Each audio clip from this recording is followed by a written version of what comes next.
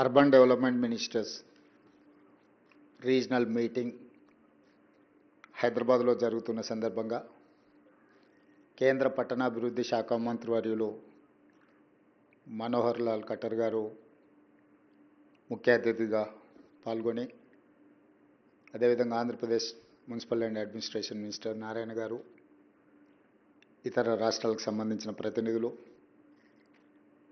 కేంద్ర ప్రభుత్వ రాష్ట్ర ప్రభుత్వ ఉన్నతాధికారులు, వివిధ శాఖలకు సంబంధించిన అధికారులందరూ ఈ సమావేశంలో పాల్గొని పట్టణాభివృద్ధిని ఏ విధంగా ముందుకు తీసుకెళ్ళాలి, రాష్ట్ర కేంద్ర ప్రభుత్వాలు ఏ విధంగా సహకరించుకోవాలి, తద్వారా భారతదేశం యొక్క ముఖ చిత్రాన్ని మార్చడానికి చేస్తున్న ప్రయత్నంలో భాగంగా పట్టణాభివృద్ధి శాఖ మంత్రివర్యులు తెలంగాణ రాష్ట్రం హైదరాబాద్ నగరంలో ఈ కార్యక్రమాన్ని ఏర్పాటు చేయడాన్ని మనస్ఫూర్తిగా మనోహర్ లాల్ ఖట్టర్ గారిని నేను అభినందిస్తున్నా. వారికి తెలంగాణకు స్వాగతం పలుకుతున్నా. భారతదేశం వేగంగా అభివృద్ధి చెందుతున్న దేశం. ప్రధానమంత్రి నరేంద్ర మోడీ గారు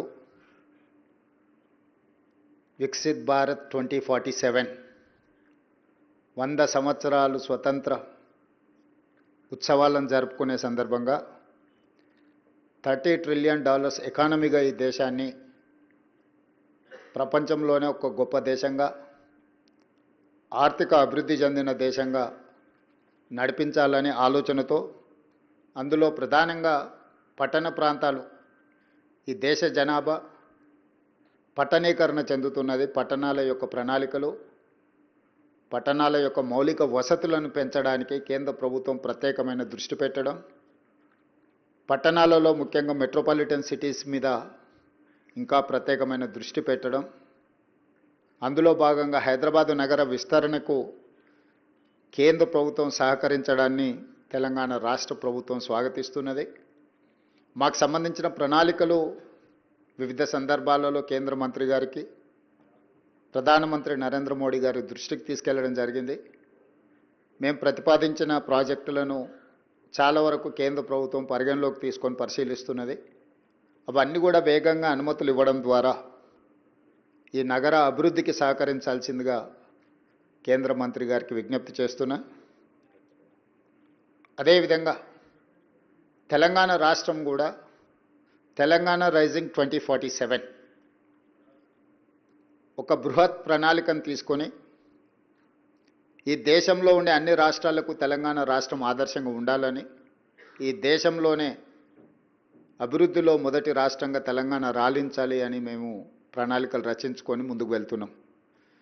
డిసెంబర్ 9, 2025 రోజు తెలంగాణ రైజింగ్ 2047 విజన్ డాక్యుమెంట్ని మేము డెడికేట్ చేయబోతున్నాము. అందులో తెలంగాణ రాష్ట్ర ప్రభుత్వం యొక్క ఆలోచనలని, అదేవిధంగా 2034కి $1 ట్రిలియన్ ఎకానమీగా, 2047కి $3 ట్రిలియన్ ఎకానమీగా తెలంగాణ రాష్ట్రాన్ని అభివృద్ధి చేయాలని మేము ఒక లక్ష్యాన్ని పెట్టుకొని ముందుకు వెళ్తున్నాం. నరేంద్ర మోడీ గారు 2047కి $30 ట్రిలియన్ ఎకానమీ టార్గెట్ పెట్టుకొని ఏ విధంగా పనిచేస్తున్నారో అందులో 10% మేము కంట్రిబ్యూట్ చేయాలని అనుకుంటున్నాం. ఈరోజు దేశంలో 2.5% జనాభా ఉన్న తెలంగాణ రాష్ట్రం 5% ఎకానమీని కాంట్రిబ్యూట్ చేస్తుంది. కానీ 2047కి 10% ఆఫ్ నేషనల్ ఎకానమీలో తెలంగాణ రాష్ట్రము భాగస్వామ్యం చేయాలని, అందుకోసం తెలంగాణ రాష్ట్ర ప్రభుత్వం గుర్తించిన కీలకమైన అంశాలు, ప్రధానంగా మనోహర్ లాల్ ఖట్టర్ గారు అనుమతులు ఇస్తే వేగంగా అభివృద్ధి చెందడానికి అవకాశం ఉంది. అందులో మెట్రో రైల్ విస్తరణ కావచ్చు, మూసీ రివర్ డెవలప్మెంట్ ప్రాజెక్టు కావచ్చు, రీజనల్ రింగ్ రోడ్ కావచ్చు, రేడియల్ రోడ్స్ కావచ్చు, హైదరాబాద్ నగరానికి తాగునీటి సమస్యను తీర్చడానికి కృష్ణా గోదావరి జలాల తరలింపు కావచ్చు, హైదరాబాదును పట్టి పీడిస్తున్న కాలుష్యాన్ని తొలగించి ట్రాఫిక్ సమస్యను తగ్గించడానికి, హైదరాబాద్ నగరంలో 3000 ఆర్టీసీ బస్సులు ఉన్నాయి, అవి డీజిల్తో నడుస్తున్నాయి. వాటన్నిటిని కూడా నగరం బయటకు తరలించి రాబోయే 1 ఇయర్లో 3000 ఎలక్ట్రిక్ బస్సెస్ హైదరాబాదు నగరంలో ఈరోజు నడవడానికి మేము ప్రణాళికలు సిద్ధం చేసుకుంటున్నాం. అదేవిధంగా సివరేజ్ ట్రీట్మెంట్ ప్లాంట్స్, మూసీ నది ప్రక్షాళన, వీటన్నిటిని కూడా ఒక ప్రణాళికబద్ధంగా అభివృద్ధి చేయాలని, అదేవిధంగా వేగంగా పెట్టుబడులు. Now Hyderabad is centre for global capability centers, data centers, IT, pharma and medical and health. These are hubs for industries. వీటన్నిటి కోసం ఇప్పటి వరకు ఫైనాన్షియల్ డిస్ట్రిక్ట్, నాలెడ్జ్ హబ్ ఇట్లాంటి వాటిని అభివృద్ధి చేసినాం. ఇప్పుడు మేము ఒక సిటీనే కట్టాలనుకుంటున్నాం, Bharat future city. It is going to come around 30,000 acres. We wanted to compete with New York, Tokyo, Japan or Singapore or Dubai. We don't want to compete with my neighboring states. They are my friends, they are my well-wishers. So, world is one unit. I wanted to compete with Singapore or Dubai. So for that, I need Government of India support. From Telangana, कटर जी, जो नरेंद्र मोदी जी जो कहा है विकसित Bharat 2047, $30 trillion economy के लिए जो सोच रहा है, तेलंगाना की तरफ से, तेलंगाना राज्य की तरफ से हम लोग एक विजन डॉक्यूमेंट बनाए कि तेलंगाना राइजिंग 2047. हम लोग ये टारगेट बनाए कि 2034 में $1 ट्रिलियन इकोनॉमी, 2047 के तक $3 ट्रिलियन इकोनॉमी. अभी हमारा पॉपुलेशन है 2.5%. We are contributing 5% economy in the country. Our target is up to 2047. We wanted to contribute 10% economy of this country.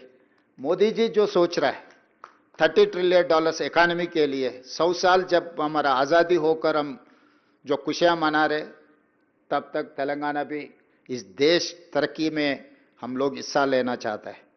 और हिंदुस्तान में 140 करोड़ जनता है. इस जनता के लिए खाली 5 मेट्रोपॉलिटन सिटीज है, 29 स्टेट्स है, मगर हर राज्य उसका मेट्रोपॉलिटन सिटी नहीं है. Delhi, Mumbai, Chennai, Bangalore, Hyderabad, these 5 metropolitan cities are contributing like anything in Indian economy. और जीडीपी ये 5 शहरों से आ रहा है. कि इसीलिए मैं ये रिक्वेस्ट करना चाहता हूं, आप जो अर्बन डेवलपमेंट में जो प्लानिंग बना रहा है, ये मेट्रोपॉलिटन सिटीज के लिए एक अलग पॉलिसी बना दो. क्योंकि इस देश अगर आगे तरक्की करना है तो urbanisation is the only one solution.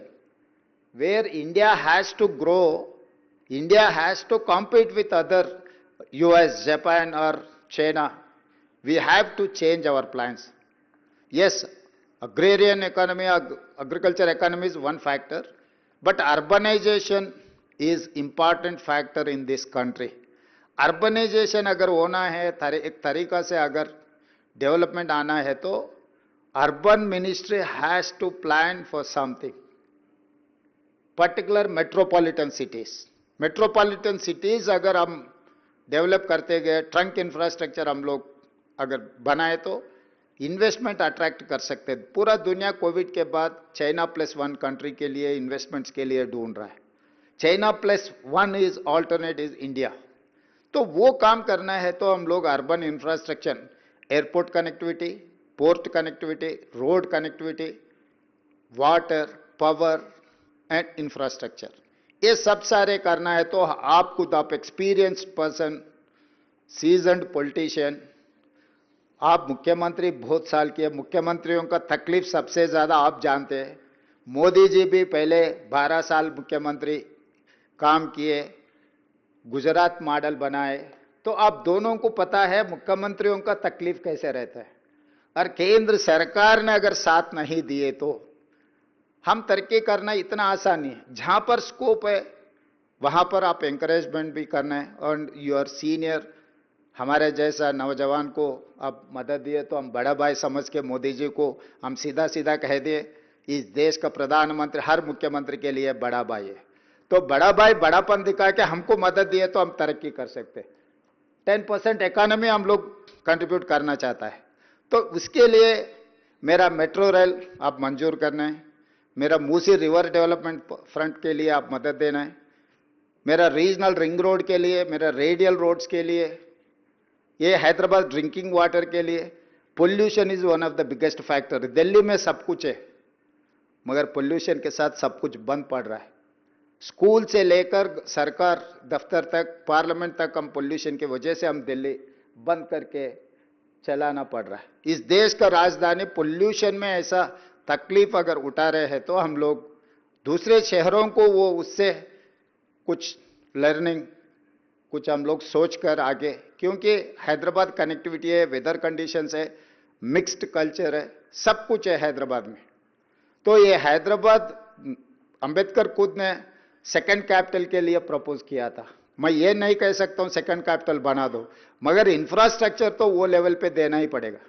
जितना आप दिल्ली में फोकस कर रहे हैं, जितना आप अहमदाबाद में सबरमती रिवर फ्रंट बनाने के लिए जितना फोकस कर रहे हैं, हमारा मूसी रिवर डेवलपमेंट फ्रंट के लिए भी आपकी मदद बहुत जरूरी है। मुझे उम्मीद है आपसे हमको सब कुछ मदद मिलने वाला है। हम ये हैदराबाद शहर को, we are in IT, we are in pharma. Now 70% of GCs have come to Hyderabad. Why? Because of my infrastructure, because of my working culture, because of knowledge hub, educational institutes like ISB, like Nalsar, Law University, IIT Hyderabad. I have 175 engineering colleges. Every year I'm producing almost 110,000 engineering students from my state. My people are working in Silicon Valley. Today Silicon Valley is mine. If I say something, it is going to reflect in Silicon Valley in US. We are contributing like anything in US economy. Why can't Indian economy? हम आपके साथ काम करने के लिए तैयार है। जब चुनाव आएंगे हम चुनाव लड़ेंगे, जब राजनीति करना है चुनाव के समय पर हम राजनीति करेंगे। उसके आगे हम राजनीति में पॉलिटिकल स्टेटमेंट्स ऐसा कुछ हमारे तेलंगाना राज्य के तरफ से मैं वादा करना चाहता हूं, हमको कोई लेना देना नहीं है राजनीति से। अभी डेवलपमेंट करना एक ही है। मैं फाइनली एक बात बोलना चाहता हूं, 1994 to 2004 2 consecutive terms mister Chandrababu Naidu was chief minister. 2004 to 2014 doctor YS Rajasekhar Reddy के नेतृत्व में कांग्रेस सरकार चलाए। 14 to 24 almost 10 years Chandrashekar Rao ji ने मुख्यमंत्री बने। ये 30 साल में सरकार बदलते गए, नेता बदलते गए, मगर हमारा पॉलिसी कभी बदला नहीं। हम इंप्रूव किया हमारे पॉलिसीज को। कभी भी तेलंगाना में पॉलिसी पैरालिसिस कब नहीं था। Yes, I have many differences with previous government and leader, but I don't have any difference in policies. अच्छे जो पॉलिसी है हम आगे लेकर जाएंगे। अगर कुछ पॉलिसीज में गैप है तो पॉलिसी हम इम्प्रोवाइज कर लेंगे। केंद्र सरकार से भी हम मदद लेके काम करना चाहता है। हमारा पॉलिसीज में अगर आप कुछ सुझाव दिए आपके एक्सपीरियंस से, हम लोग एज इट इज अमेंड कर लेंगे। आपके सुझाव, आपके नेतृत्व में हैदराबाद शहर को, ये मेट्रोपॉलिटन सिटीज को, हम अगल बगल के राज्य में कैपिटल सिटी से कंपटीशन नहीं है। मैं सिंगापुर, दुबई से कॉम्पीट करना चाहता हूँ, टोक्यो से कॉम्पीट करना चाहता हूँ। उसके लिए आपके मदद बहुत ज़रूरी है, आपके एक्सपीरियंस भी ज़रूरी है, not only money. I wanted to take your experience, how to develop, how to go forward. With your experience, your able leadership, we are there to work together. आपके मदद बहुत ज़रूरी है तेलंगाना के लिए। मैं उम्मीद करता हूँ मोदी जी और खट्टर जी दोनों हैदराबाद के लिए स्पेशल अटेंशन देने वाले देंगे। धन्यवाद। Thank you. Namaskar and a very warm welcome to our Chief Minister of Telangana, Shri Anumula Ravanta Reddy ji, Shri Kanubhai Desai ji, Honorable Cabinet Minister of Finance, Urban Development of Gujarat, Shri Ponguru Narayana, Honorable Minister of Municipal Administration and Urban Development of Andhra Pradesh, and other officials from states and union territories.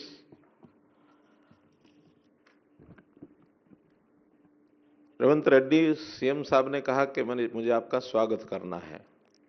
अब मैं तो समझा कि 2-4-5 minute में स्वागत करेंगे, उसके बाद अगला काम शुरू करेंगे। इन्होंने स्वागत करने के बहाने जो कुछ भी कहना था सब कह दिया और बहुत अच्छे प्रकार से अपनी अपेक्षाएं भी हमारे सामने रखी हैं। रेड्डी जी, हम साथियों के साथी हैं।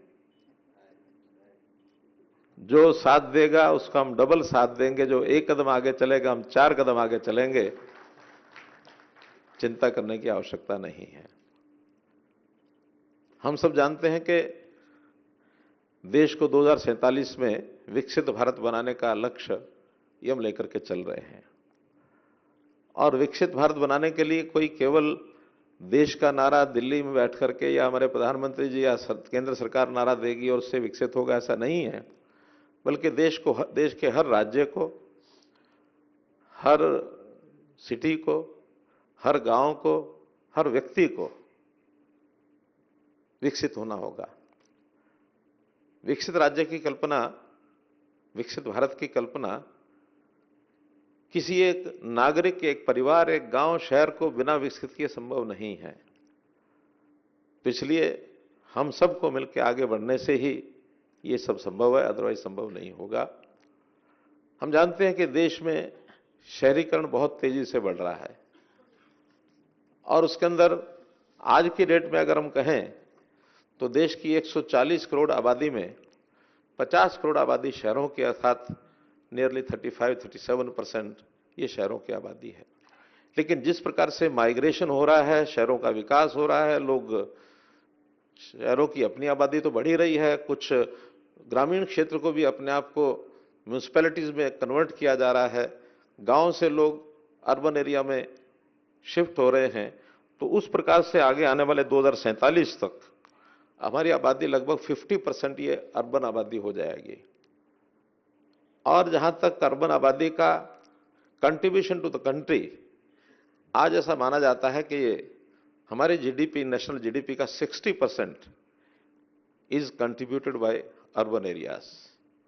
और आने वाले समय में ऐसा भी अनुमान है कि हम अपने शहरों को जिस प्रकार से विकसित करना चाहते हैं, जैसे एक स्मार्ट सिटीज के नाते से आगे बढ़ने की हमारी कल्पना है। 2050 में आज जो 60% कंट्रीब्यूशन हमारी है, 2050 तक 80% जीडीपी का शहरों का कंट्रीब्यूशन होगा। तो इसलिए इन शहरों के बारे में सोचना बहुत आवश्यक है। हर बात को सोचना है। बाकी हर शहर की अपनी अपनी डिमांड्स हैं, अपनी अपनी आवश्यकताएं हैं, उनको पूरा करना होगा। नोडल इस नाते से शहरों का काम वैसे तो म्यूनिसिपैलिटी के जिम्मे है सारा, लेकिन उसमें सपोर्ट करने के लिए स्टेट्स अपनी सपोर्ट करेंगे, सेंटर अपनी सपोर्ट करेगी। We are supportive role we are having. तो सपोर्टिव रोल में जितना भी काम हमको करना होगा हम सब करेंगे। मेट्रो की आवश्यकता है, मेट्रो की चिंता करनी है सबको, सारे देश की मेट्रो की चिंता करनी है। अपना देश मेट्रो में बहुत फास्ट स्पीड से और आगे बढ़ रहा है। 2002 में पहली मेट्रो जो है दिल्ली में शुरू की गई थी। 2004-05 में मात्र 5 शहरों में मेट्रो चल रही थी, जो आज 2025 में 24 शहरों के अंदर मेट्रो का संचालन हो रहा है। लगभग 1100 किलोमीटर मेट्रो चला रहे हैं। जिस स्पीड से हम बढ़े हैं, दुनिया में कोई देश आगे नहीं बढ़ रहा। यूएसए, चाइना हमारे से बहुत पहले से मेट्रो में काम कर रहे हैं, लेकिन हमने बहुत जल्दी अपनी स्पीड को बढ़ा करके we are very near to the length of metro in USA. USA में 1400 किलोमीटर है, हम 1100 पर पहुंच गए हैं। इन जस्ट 2-3 ईयर्स हम यूएसए को पार कर जाएंगे, क्योंकि 800-850 किलोमीटर पाइपलाइन में है मेट्रो। हर शहर की आवश्यकता है, यहाँ की भी आवश्यकता बताई गई है। कुछ एक यहाँ का जो सिस्टम था, उस सिस्टम में to step in by the central government थोड़ी कठिनाई थी, लेकिन वो मैं रेवंत रेड्डी जी को बधाई दूंगा कि उन्होंने इस कठिनाई को दूर कर दिया है। और अब बहुत जल्दी हम सेंट्रल गवर्नमेंट की ओर से यहाँ के मेट्रो में अपनी जो पार्टिसिपेशन है वो पूरी करेंगे। दूसरी यहाँ की डिमांड कई वर्षों से हम सुनते आ रहे हैं, मूसी रिवर। अब इतने वर्षों से ये क्यों नहीं हुआ, इसका कोई ब्लेम तो किसी के ऊपर नहीं दिया जा सकता, लेकिन आगे उसका जो सारा प्लान बनाया गया है, बहुत तरह के फंड्स सेंटर भी देता है, बहुत तरह का इन्वेस्टमेंट दूसरी एजेंसी से भी मिल सकता है, एशियन डेवलपमेंट बैंक से भी मिल सकता है, अन्य संस्थाओं से भी मिलता है। तो सबके माध्यम से इस बार उसका जो पहला फेज है, इन नियर फ्यूचर मूसी का शुरू हो जाएगा और आने वाले कुछ वर्षों में मूसी का जो भी प्लान है वो सारा कंप्लीट होगा। चाहे उसमें मूसी का रिवर फ्रंट है, चाहे उसमें स्वच्छ पानी का उसमें बहाव है, क्योंकि जब तक ट्रीटेड वाटर, हम अपने वेस्ट वाटर को उसके अंदर ट्रीट करके नहीं डालेंगे, तब तक मूसी रिवर की कल्पना करना एक कठिन है। तो वो डबल काम है जो हमको उस पर करना है। इसी प्रकार पीएमएवाई मकानों की जो आवश्यकता है वो भी सब शहरों को हम देनी है। पानी की जो समस्या है उसको भी हमको दूर करना है।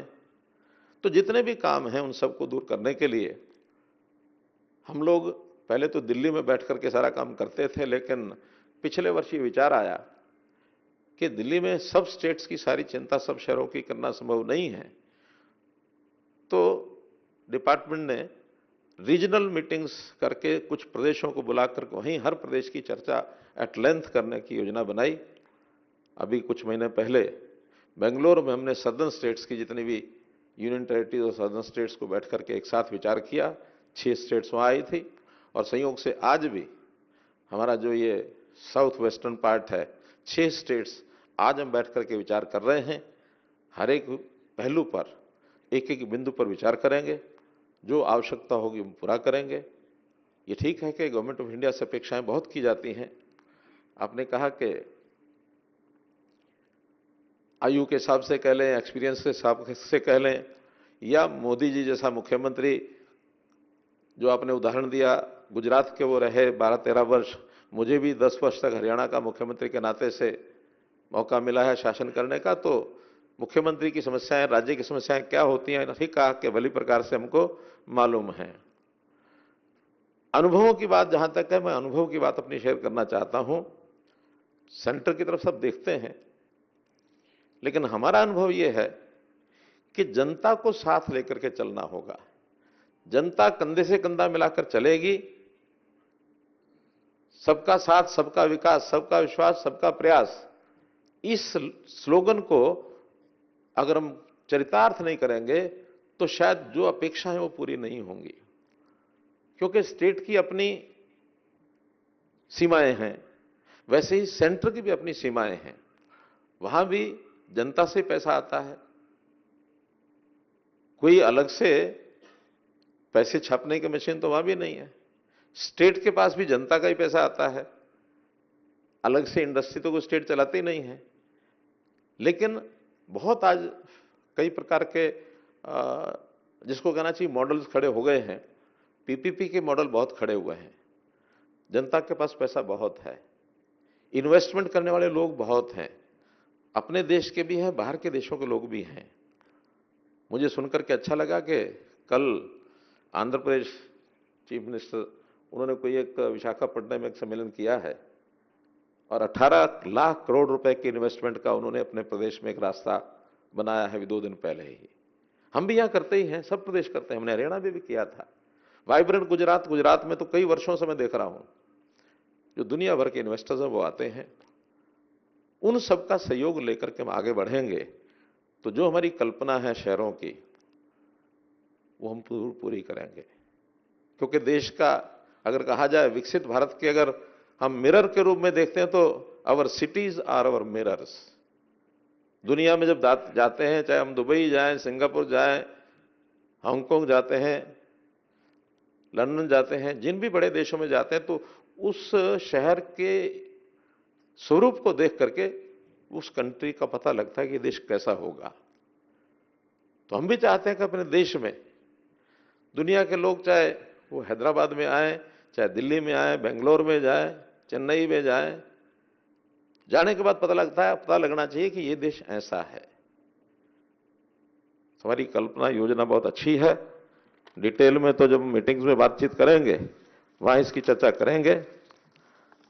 आज मैं साथ ही जो ये 10 करोड़ रुपए का एक 10 करोड़ 93 लाख रुपए का जो एक चेक दिया गया 3648 स्ट्रीट वेंडर्स को, किस प्रकार से हम सामान्य समाज, गरीब समाज की चिंता करते हैं। मोदी जी ने जो योजना बनाई स्वनिधि इस नाते से 3 बार हर साल लोन देने का, एक जो 3 किस्तों में 10,000 रुपया एक बार, फिर उसका 20,000, फिर 50,000, अब इस बार उसको बढ़ा करके 10 से 15,000 किया गया, 20 से 25,000 कर दिया गया है।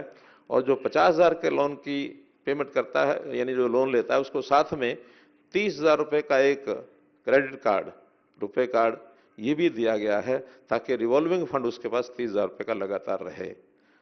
तो किसी भी सामान्य व्यक्ति को, गरीब व्यक्ति को अपने व्यवसाय के माध्यम से ऊपर उठने का एक बहुत अच्छा अवसर ये मिला है। करोड़ों की संख्या में पूरे देश भर में लोगों को सहायता दी जा रही है।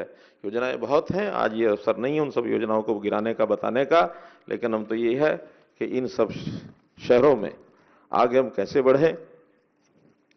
स्पेशल एक फोकस इस बार शहरों पर करने के लिए प्रधानमंत्री जी ने एक घोषणा बजट में करवाई है कि हम शहरों का अर्बन चैलेंज फंड, इसके लिए 1 लाख करोड़ रुपया इसके लिए स्पेयर करेंगे, और जिसके साथ 1 लाख करोड़ रुपया स्टेट्स और 2 लाख करोड़ रुपया अदर फाइनेंसिंग जो इंस्टीट्यूशंस हैं उनसे लेकर के 4 लाख करोड़ रुपए लगा करके जो भी शहरों की ऐसी चीजें हैं उस शहर में, उस स्टेट के नाते से जो कुछ अच्छा समझते हैं उसमें वो लगा सकते हैं, ताकि अपने शहर को कैसे हम इकोनॉमिक हब बना सकें। पहले से ही हैदराबाद इकोनॉमिक हब है, लेकिन और आगे बढ़ने की आवश्यकता है। उसका कंट्रीब्यूशन भी जो होगा वो निश्चित रूप से आपको मिलेगा। तो मैं तो इस अवसर पर आपको सबको बहुत बहुत शुभकामनाएं देते हुए अपनी बात समाप्त करता हूं कि हम शहरों के साथ खड़े हैं, शहर जनता साथ मिला करके आगे चलें, यही निवेदन करते हुए अपनी बात को समाप्त करता हूं। धन्यवाद।